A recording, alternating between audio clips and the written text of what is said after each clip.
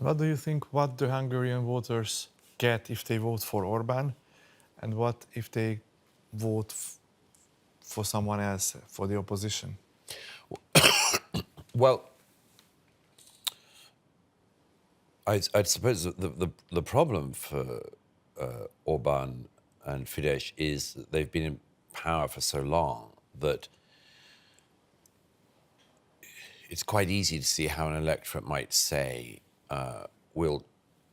we assume this is the norm, and we can try something new, and you know that's within that's the right of the Hungarian people to do. I think that I think it's very hard for incumbent parties, when they've been in power for as long as Fidesz have, to show that actually what they've managed to achieve in office is not the norm, but is unusual. And that's obviously going to be the one of the questions that the Hungarian people have to answer next year. But there's definitely a challenge for Fidesz in that, because it's inevitable after a certain number of years that people want to throw out incumbents, you know, try something new and all that sort of thing. It's a sort of habit of politics and democratic politics that happens.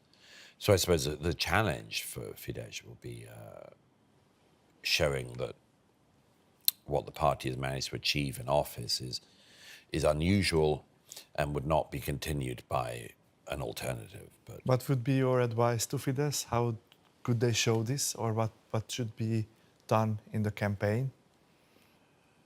I'm not a campaigner, but I mean, I suppose the only thing I would say is that they would have to show what I just described, which is that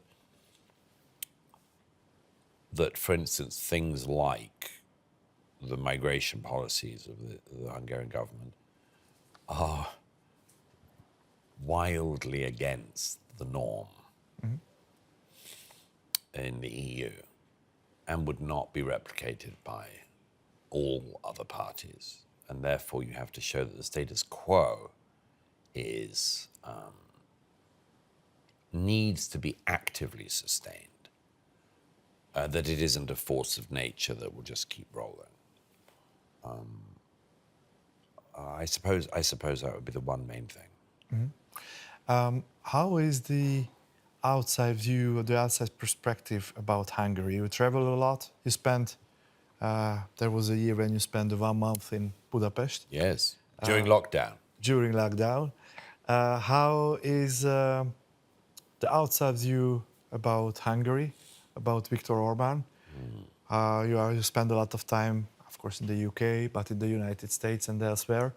How do you give this outside perspective for the Hungarian people about their country?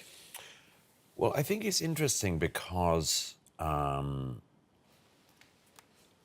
so much rotates around American politics. And American politics has shifted, as you've noticed. Yeah. And there was a time when Hungary and Viktor Orban were sort of litmus test, really. I mean, it was like you as a country were taking unbelievable fire. I mean, you know, how many? 10 million people? Yeah, 9.5, 6. It's straight. I mean, this is a sort of, you know, a state within the United States. But there was so much sort of focus on Hungary from, you know, New York Times, Financial Times, the sort of international media. There was so much focus on Hungary. I mean, it was almost unsustainable in a way. Like, why should a country of 10 Why million... was this focus? Well, Hungary did some things that were viewed as wrong by much of the international media. Migration was the most obvious one. You know, I mean, I said that one of the things historians will say about the decade before ours is what a curious thing it is that Angela Merkel will continue to be celebrated for doing the wrong thing, and Viktor Orban will continue to be berated for doing the right thing. And that's an odd thing.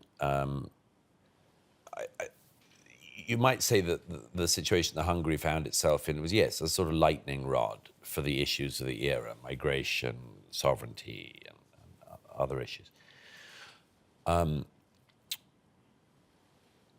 Nevertheless, Hungary suffered from this unbelievable focus on it as the outlier within the EU, and you might say within the Western democracies. And then when Donald Trump returned to the White House, I think Hungary internationally could breathe again. Democrats, when they're in power in Washington, regard Viktor Orban and Hungary as being a sort of, what would you say, a bad child, you know, and that needs correcting. And Donald Trump has would be very positive about Viktor Orban's policies, recognizes some kinship in lots of ways. And so I think that pressure has come off, is what I'd say internationally, that the pressure of being the bad child in the class, you know, the naughty child. I think that pressure has come off slightly with the return of Donald Trump to the White House. Hey, quick break from the main video. If you're finding value in these videos and want to support the channel, I've just launched memberships here on Culture Wolf. It's a simple way to help keep these videos and conversations going, and as a member, you'll get a few exclusive extras and early access to new content. There are 2 tiers to choose from, and every bit of support means I can keep making the thoughtful videos you come here for. If you're interested, just hit the join button below, or check out the membership introduction video for all the details. All right, let's jump back in. I think that pressure has come off slightly with the return of Donald Trump to the White House. You've described Hungary as a kind of laboratory of the West many years ago. Is it still valid?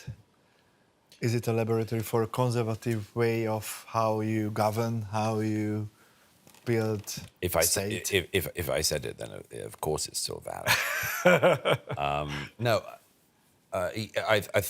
of course. I mean, this was what, when I wrote my book, The Strange Death of Europe, about the 2015 crisis, and indeed the crisis of some decades in Europe. It said there are certain key moments in modern European histories, and that was one of them. And the question that was posed that year, and which the Orban government answered, was, are we in Europe a place where anyone in the world can move in? Indeed, perhaps everyone in the world can move in and call it home. And the answer from Berlin and Brussels was yes, yes. And the answer in Budapest was no. And I think Budapest was right. I don't think Europe can be the home for anyone in the world who wants to call it home, just in population numbers, welfare numbers, integration numbers. It just doesn't work. And it was a very, very important thing that this country that we're sitting in said no, and that its leadership said no.